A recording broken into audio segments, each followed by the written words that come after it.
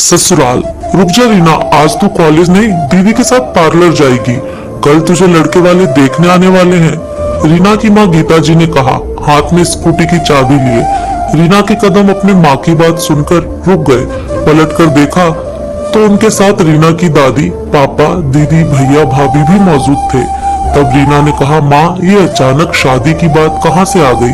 अभी मेरा ग्रेजुएशन बाकी है और अभी तो कल से परीक्षा भी शुरू होने वाली है। रीना देख, बात साफ है, हमने तेरी दीदी की शादी तो 18 साल की उम्र में कर दी थी, लेकिन तुझे मौका दिया। अब हम तेरी भी शादी करके गंगा नहा लेना चाहते हैं, ताकि फिर हम भी सही समय से जिम्मेदारियों से मुक्त हो जाए। रीना कुछ कहती उससे पहले दादी ने कहा, देख रीना, लड़कियों की शादी इसी उम्र में अच्छी लगती है और तुझे पढ़ाई करने से कौन रोक रहा है? तेरे होने वाले ससुराल वाले बहुत संपन्न परिवार से है, तो तू अपनी आगे की पढ़ाई ससुराल जाकर पढ़ना। लेकिन माँ पापा, मैंने आप लोगों से पहले ही कहा था कि जब तक मेरी पढ़ाई पूरी ना हो मेरी शादी की चर्चा मत कीजिएगा। पहले मुझे अपने पैरों पर खड़े होना है, उसके बाद शादी करनी है। रीना ने कहा। दादी ने रीना के पापा अमर से कहा, तू क्यों चुप बैठा है? समझा इसको कि हमको कौन सा बेटी का धन खाना है जो इसको बैठाकर पढ़ाते रहे। अरे शादी के बाद ससुराल वालों को नौकरी करानी होगी तो वो लोग तुझे आगे पढ़ाएंगे, वरना उनकी मर्जी। शादी के बाद अपने घर जाकर अपनी मर्जी चलाते रहना। रीना 3 भाई बहनों में सबसे छोटी थी। उससे बड़े भाई बहन की शादी हो चुकी थी। रीना बचपन से ही जिद्दी स्वभाव की थी। एक बार जो ठान ले वो करके ही मानती थी। बचपन से बड़े होने तक उसने हमेशा घर में आदमी औरतों में भेदभाव देखा था, जिसकी वजह से उसे बहुत गुस्सा आता था। वो बचपन से ही अपनी माँ से पूछती थी कि माँ, खाने से लेकर पहनने ओढ़ने तक हर छोटी छोटी चीज के लिए हमें हमेशा पूछकर ही क्यों करना होता है? क्यों हम पापा, दादा, भैया की तरह अपने मन का क्यों नहीं कर सकते?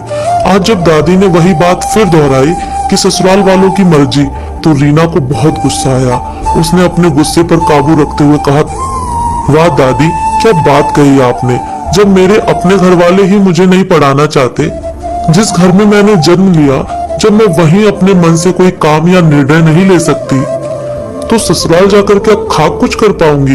इतना सुनकर अमर जी ने कहा, रीना, दादी से बात करने का ये कौन सा तरीका है? वो बिल्कुल सही कह रही है और लड़कियों को ही घर की गृहस्थी, बच्चों की जिम्मेदारी संभालनी होती है। तुम्हारी भाभी, दीदी और माँ सब यही कर रही है। कभी किसी ने कोई शिकायत नहीं की। कम से कम उन लोगों को देखकर तो कुछ सीख लेती। तब रीना ने अपनी नजरें घुमाकर अपनी भाभी, दीदी और माँ की तरफ देखा, जिनकी नजरों में सही गलत जानते परखते हुए भी गलत का विरोध करने की हिम्मत नहीं थी। तब उसने कहा, पापा, शायद आपको नहीं पता, इन लोगों को ही तो देखकर मैंने सीखा है कि अगर एक औरत को आत्मसम्मान से जीना है तो उसका आत्मनिर्भर होना बहुत जरूरी है। जानते हैं पापा, जब से होश संभाला है बस तब से यही देखा है कैसे माँ हमेशा एक कोने में दुबकी रहती थी।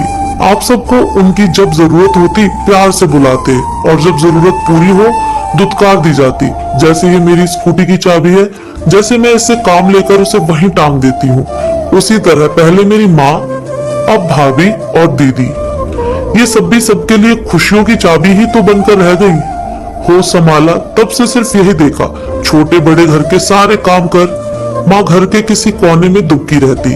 कभी स्वतंत्र होकर कोई निर्णय नहीं लिया, चाहे वो खुद के कपड़े पहनने की हो या मायके अपने माता पिता से मिलने जाना हो। हर बार तो वो आप सबका मुंह ताकती रहती है।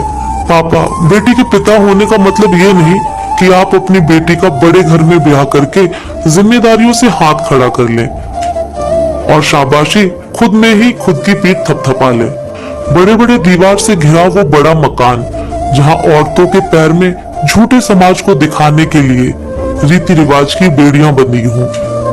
ऐसे घर में रहने का क्या फायदा जहां आप खुलकर सांस भी नहीं ले सकते। छोटी छोटी गलतियों पर घर की औरतों के साथ मारपीट और गाली गलौज किया जाए, उन्हें बार बार अपमानित किया जाए, अपने ही मायके आने और माता पिता से मिलने के लिए इजाजत लेनी पड़े। एक बात बताइए पापा, क्या आपने कभी पूछा दीदी से कि बिटिया तू ससुराल में खुश तो है ना, तुझे कोई तकलीफ तो नहीं?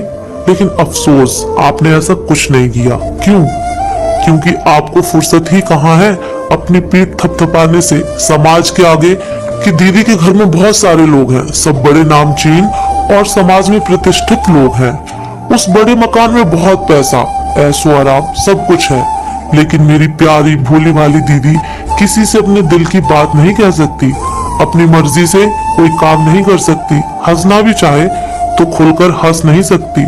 सोने जेवरात से 16 श्रृंगार में सजी बस दीदी अपने ससुराल में एक कठपुतली है जिसे जो जब जैसे चाहे नचाता है।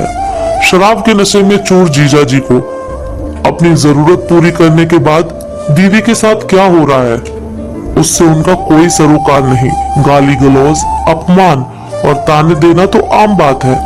वही हाल भाभी का भी है। पढ़ी लिखी भाभी को भी आप लोगों ने नौकरी नहीं करने दी। क्यों? क्योंकि घर के कामों की जिम्मेदारी कौन उठाएगा? क्यों भाभी को कोई छूट नहीं दी गई? अब तो ये उनका ही घर है ना? फिर क्यों उनको बात बात में दूसरे घर से आई लड़की कहकर ताने दिए जाते हैं? हाँ, लेकिन भैया आप, जीजा जी आप सबका जब जो मन करता है वो करते हैं, क्योंकि आप सब पुरुष हैं। आपको कोई ताने भी नहीं देता। और हमारे समाज में पुरुष वर्ग किसी भी तरह के सामाजिक और पारिवारिक बेड़ियों में नहीं बंधे हैं। बेड़ियां तो इस समाज और परिवार ने सिर्फ और सिर्फ हम औरतों के लिए बनाई है। पापा, लेकिन मैं किसी के घर की सजावटी गुड़िया नहीं बनना चाहती, ना ही पैसे वाले ससुराल जाकर उनकी काल कोठरी में कठपुतली की तरह आजीवन कारावास में रहना चाहती हूँ। मैं खुद को किसी भी तरह की बेड़ियों में नहीं बांधूंगी। आप कह रहे हैं ना कि दीदी, माँ और भाभी को देखकर मैं कुछ सीख लूं, तो आज जो मेरे अंदर इन बेड़ियों को तोड़ने का जिद है वो इन लोगों की हालत देखकर ही जन्मी है।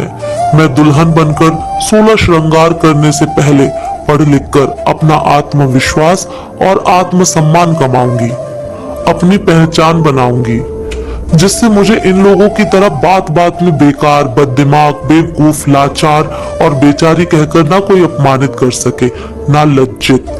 मैं अपना आशियाना खुद बनाना चाहती हूँ और अपनी जरूरत भी खुद पूरी करना चाहती हूँ। सबके सब चुप थे क्योंकि बात तो सही कही थी रीना ने। तब रीना की दीदी ने आगे बढ़कर कहा, पापा, रीना गलत तो नहीं बोल रही, और एक बेटी अपने मन की बात अगर अपने पिता से ही नहीं कह पाएगी तो किससे कहेगी? फिर पीछे से रीना की भाभी ने कहा, बाबूजी, रीना सही कह रही है, कृपया उसको पढ़ने दें, शादी का बाद में सोचिएगा।